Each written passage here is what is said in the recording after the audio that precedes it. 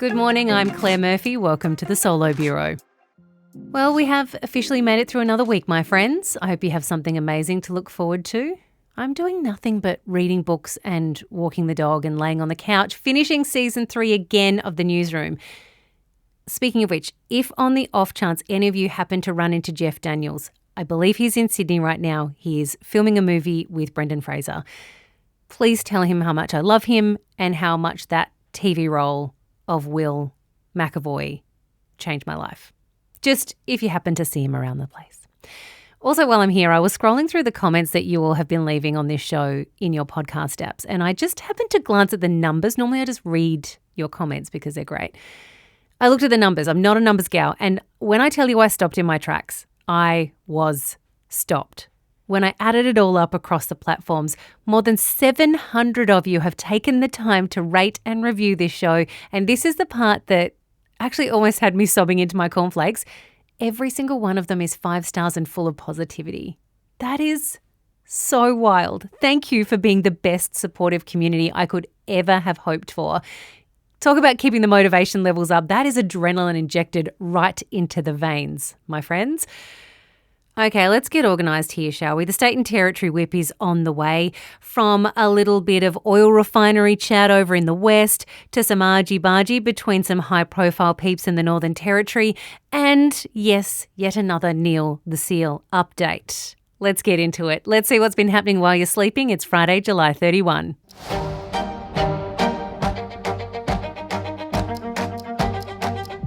Pilbara native title holders have rejected a court-ordered $150 million compensation payout from the mining giant Fortescue. Back in May, the federal court ordered Fortescue to pay the Yindjibarndi-Nurra Aboriginal Corporation the compensation for mining on its land without an agreement and destroying or damaging 250 cultural sites. On Thursday, a meeting of Yindjibarndi native title body members voted unanimously to appeal the decision in order to seek more from the miner. The group initially asked for $1.8 billion from Fortescue, which in 2013 commenced operations on land subject to exclusive native title without free, prior and informed consent. Yindjibarndi said Fortescue had earned $80 billion from the Solomon Hub mine, of which the WA government has pocketed $10 billion in royalties. 25 people have now been confirmed dead after Japan's powerful earthquake, but there were 9 more deaths under investigation which are likely to be added. 2 days after the magnitude 7.1 tremor set off an explosion at a shopping centre, toppled a paper factory chimney and flattened homes, time is now running out to find survivors. Thousands of people are still in evacuation centres set up throughout the area. Nearly 19,000 homes are still without water or electricity, while some people are afraid to go back. The area rocked by more than 100 aftershocks. George Clooney has written to the mayor of the French town where he and his family now live and which is now being threatened by wildfire, promising their support. Clooney, his wife Amal and their 2 children, 9-year-old twins Alexander and Ella, have had to leave Brignoles. Clooney's publicist sharing a letter the actor wrote to the mayor saying, "First, we hope you and the people of our city are safe, and second, that Amal and I are committed to making sure that whatever happens to our village, we are part of this community and will be part of making it whole. We love Brignoles and our friends who live there." French authorities have given the go-ahead for 84,000 evacuees forced out by the fire to go back to their homes in southwestern France after 220,000 people were forced to evacuate last week. Local officials reported a calm night with a fire that has not grown beyond the 42,000 hectares already affected. Rapper Kanye West has reached a settlement with his former assistant. West was sued by Lauren Piscotta, who worked for him from 2021 to 2023 for sexual harassment, breach of contract and wrongful termination. In her original complaint, Piscotta alleged West had sent her explicit text messages and pornographic videos, photos and calls. She later amended the complaint, accusing him of trying to force sex acts on her. But on July 23, the pair reached a settlement agreement, the details of which have not been disclosed. European nations will boycott all FIFA competitions until they drop plans to privatise events like the World Cup. UEFA member associations held a virtual crisis meeting after FIFA's controversial plan led by President Gianni Infantino emerged on Tuesday. FIFA Forward Enterprise, or FFE, would be owned and controlled by FIFA, but the intention will be to also sell minority stakes to private investors. The lead investor is reportedly a company called Thrive Eternal, which was founded by Josh Kushner, Kushner, Donald Trump's son-in-law Jared Kushner's brother. UEFA's post-meeting statement made it very clear where they stand on privatising events like the World Cup, saying no UEFA national teams will participate in any FIFA competition for so long as those proposals remain alive, unless this proposal has been abandoned in its entirety and binding assurances have been given that FIFA will never again open its governance or competitions to private ownership. The Football Association, the governing body of England football, also backed the UEFA statement, saying they stand shoulder to shoulder with their European colleagues. The Aussie women have scored our first gold in the Velodrome at the Commonwealth Games in Glasgow, taking out the 4,000-metre team pursuit. The Diamonds have also finished their pool stage with another win, defeating Northern Ireland 88-27. They're now waiting to see who they'll take on next, with the other pool matches still finalising.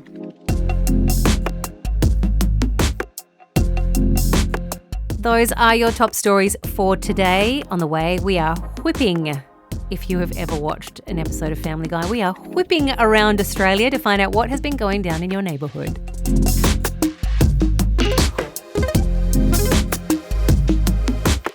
It is time. It is Friday. It is the day that we have a look across Australia and find out what's been making headlines. Let us start in New South Wales today, because a drone operator has captured a very rare sight off the coast this week, a humpback whale actually giving birth. Now, Alexander Forrest is the drone pilot's name, and he noticed this one whale that was swimming a whole lot slower than the rest and quite close to the surface.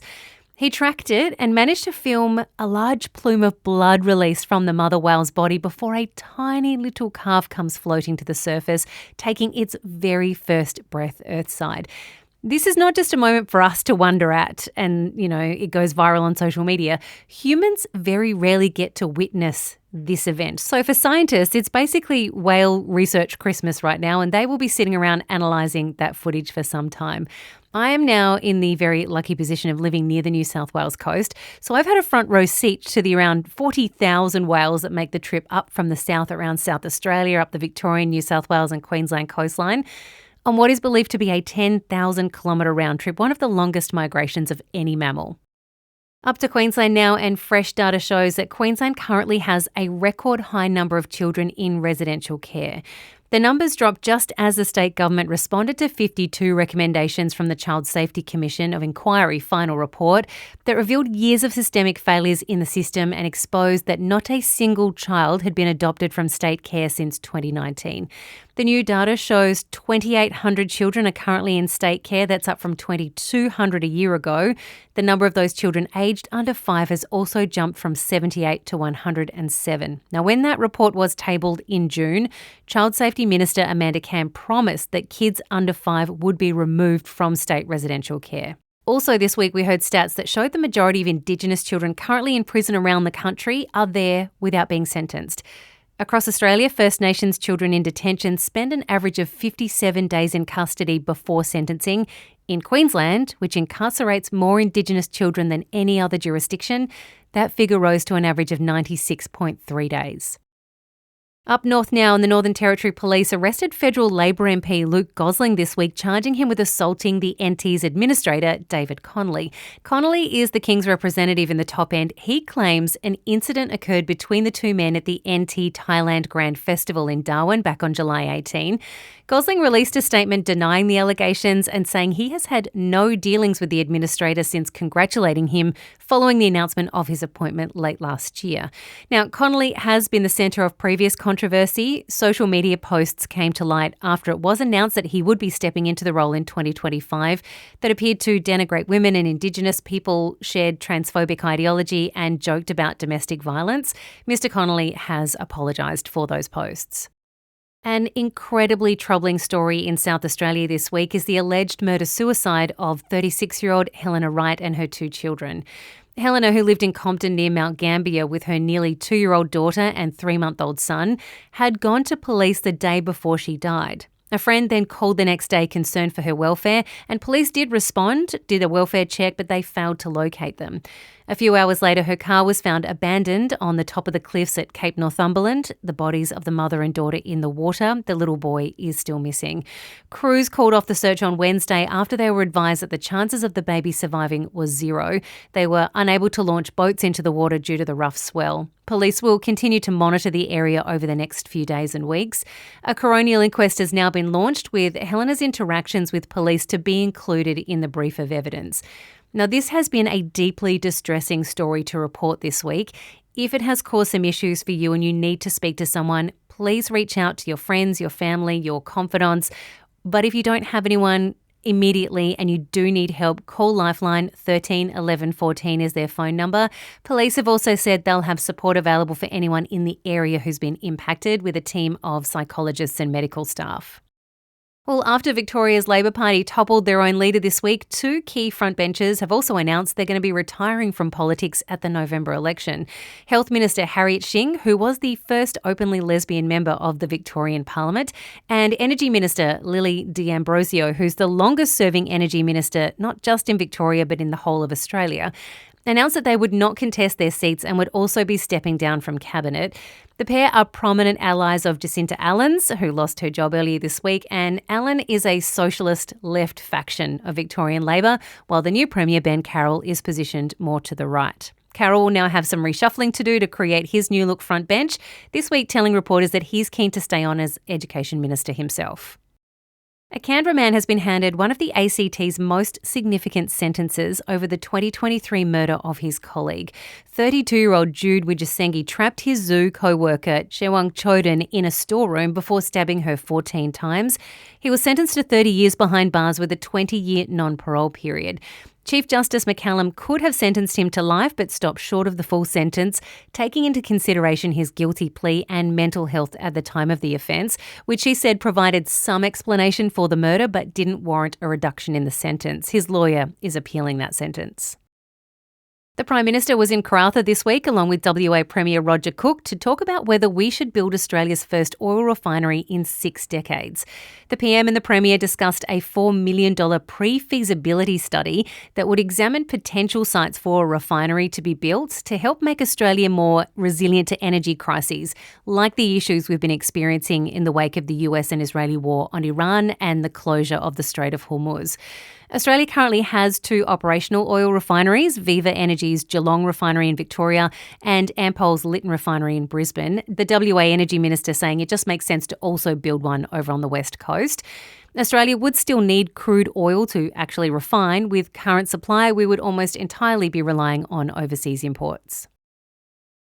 Down to Tassie, and we found out this week just how much it's costing to ensure the safety of Neil the seal when he rocks up each year. Neil, the 1-ton elephant seal who was born in the area in 2020 and has been returning each year since, setting up at 7 Mile Beach where he's wreaked loving havoc on the small town, fighting traffic cones, blocking traffic. Well, he cost the Department of Natural Resources and Environment $45,674 over the past 2 years. Now, that includes more than 500 staffing hours, so people like security personnel, but it does not include council and police support. Basically, each time Neil rocks up, it costs a few tens of thousands of dollars. What a diva.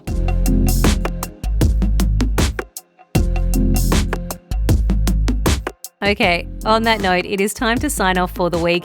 A final shout out to Kylie K, who sent me a DM this week explaining that she's been putting the solo bureau on while driving in the car with her daughter. Now, she says it helps start conversations between them, but also sometimes she gets shushed so her daughter can keep listening. That is what makes this whole thing worth it. The conversations you're having with your people about things that matter. May we all have a Kylie moment today, and yes, I include Ms. Minogue in that sentiment too. Have a great day, friends. I'll catch you on Monday.